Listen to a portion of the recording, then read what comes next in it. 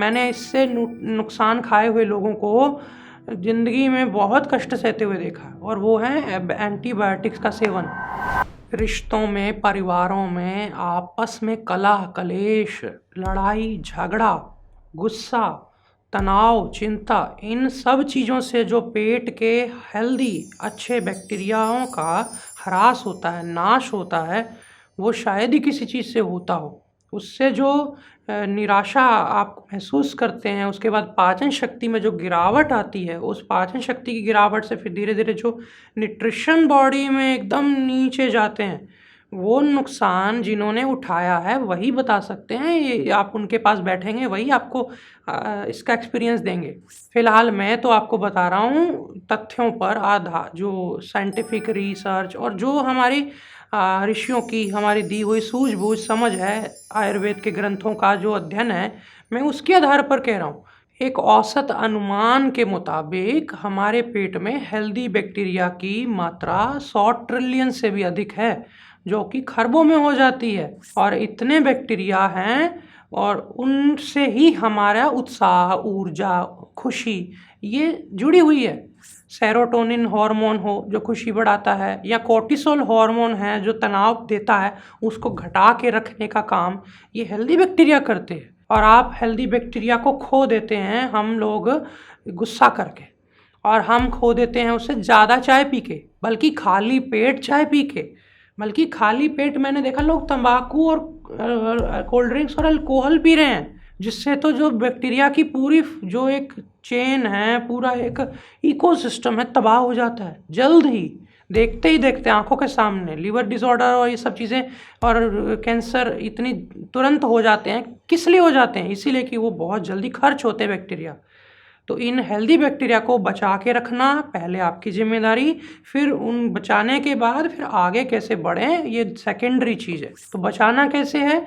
एक तो आप तनाव, क्रोध, इन सब चीज़ों से बचें, ऐसे वातावरण से दूर हट जाएं, शांति स्थापित करें, भगवान का नाम या फिर कोई ऐसा उन्नत विचार, पवित्र विचार, अच्छे संगत, इसमें चले जाएं। और आसपास जैसे रंगों को हटा दें, कपड़ों में लाल, काला, तेज नीला, ये सब हटा दें।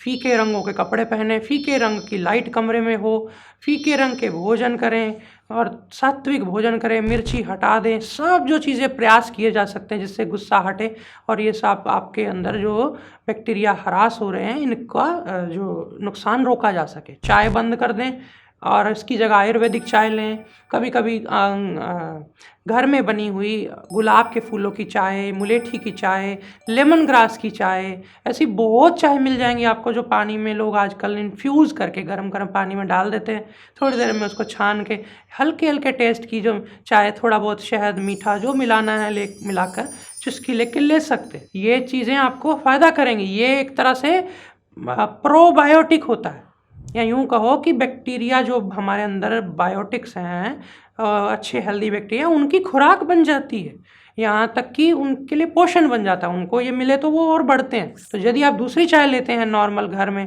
तो वो आपको नुकसान करेगी। ये चाय हो गई एक सबसे ज़रूरी चीज़ जो बैक्टीरिया को बहुत तेज़ी से नष्ट करती है। मैंने इससे नुकसान खाए हुए लोगों को ज़िंदगी में बहुत कष्ट सहते हुए देखा, और वो है एंटीबायोटिक्स का सेवन।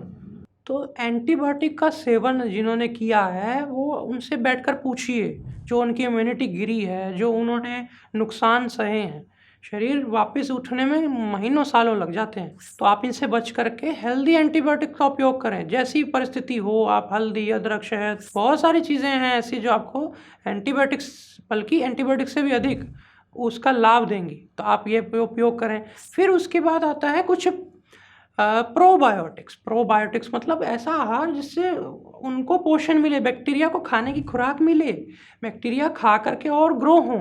और वो है फल। फल खाइए बिना नमक लगाए, बिना चटपटे चीज़ें डाले, हल्के हल्के फल लेने से वो बैक्टीरिया जल्दी ग्रो होते। और फिर फल के अलावा घी, बिलोना घी या देसी घी गाय का, जैसी जिसकी सामर्थ्य खरीदने की, वो देसी घी का उपयोग करें। उसकी जो कोटिंग लगती है, स्निग्ध, उष्ण, या यूँ कहें कि जो सुखोष्ण तेल आदि, चिकनाई, सब इनसे बैक्टीरिया हेल्दी रहते हैं, खुश रहते हैं। और अगर इतना कर लिया तो उसके बाद आता है फाइबर।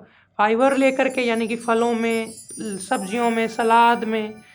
अब जहाँ तक कि सब्जियों का छिलका ना उतारें। आलू मैंने कभी छिलका उतारा नहीं, मैंने गाजर का छिलका कभी उतारा नहीं, हल्का ऊपर से ऐसे कुरेद देते हैं, जैसे कि कोई नाई के पास जाओ तो बाल को कुरेदता है ना, तो चेहरे को उसी तरह से थोड़ा कुरेद दिया, मिट्टी आदि जड़ जाती है। मूली आदि मैंने किसी का छिलका नहीं उतारा, और सबके फाइबर से पेट तंदुरुस्त रहता है, साफ रहता है। तो ये भी प्रोबायोटिक्स का काम कर जाता है।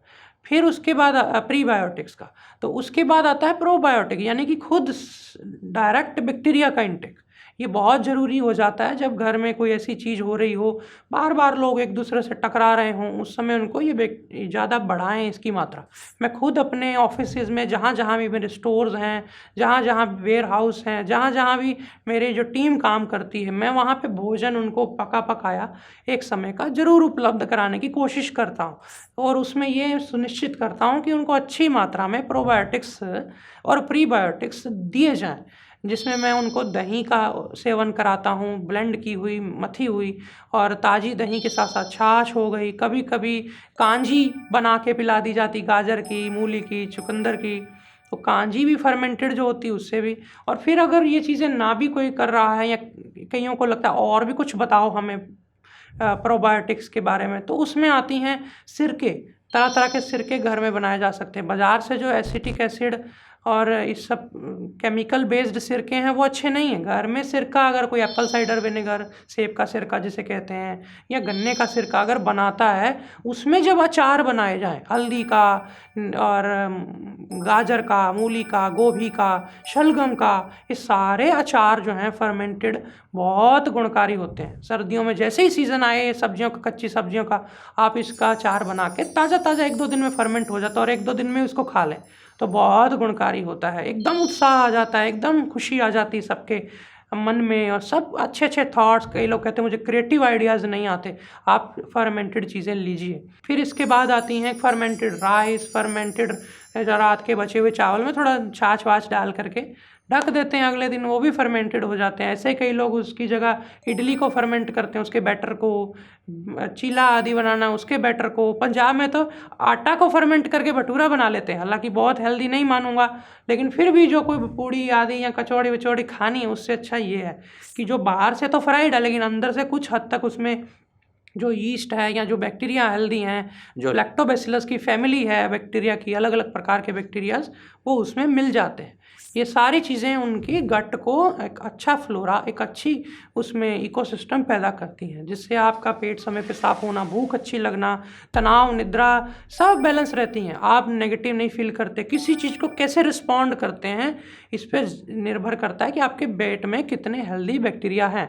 और अगर कोई व्यक्ति हर चीज़ को नेगेटिवली रिस्पॉन्ड करता है, रिएक्ट करता है, तो उसे सबसे पहले अपने गट पे काम करना चाहिए। और ये उसके लिए ये जो प्रोबायोटिक्स और प्रीबायोटिक्स चीज़ें हैं, इसकी सेवन बढ़ाएं। आने वाले वीडियो में मैं फिर बताऊंगा आपको एक पूरी श्रृंखला कौन कौन सी, क्योंकि कई अचार, कई चटनियाँ बनाई जा सकती हैं जो प्रोबायोटिक का काम कर जाती हैं, और आप खाते भी होंगे शायद कई बार। लेकिन हम वापस अपनी फ्लोरा को, वापस अपनी लाइनिंग को, पेट की जो अंदर की झिल्ली को, उनके बैक्टीरियाज को ख़त्म कर लेते हैं कुछ गलत कॉम्बिनेशंस करके, एसिडिक चीज़ों का ज़्यादा सेवन करके, रात को भुजिया वजिया और ये सब ज़्यादा ले करके काफ़ी नष्ट भी कर लेते हैं। तो उससे बचें, हेल्दी चीज़ें खाएं, खुश रहें, खेल कूद करते रहें, पसीना लेते रहें और मालिश करते रहें। ये सारी हेल्दी रूटीन्स जो मैंने आज तक वीडियोस में बताई हैं, सबको देखिए, बार बार सुनिए, समझिए, अपने मतलब की चीज़ों को छांटिए।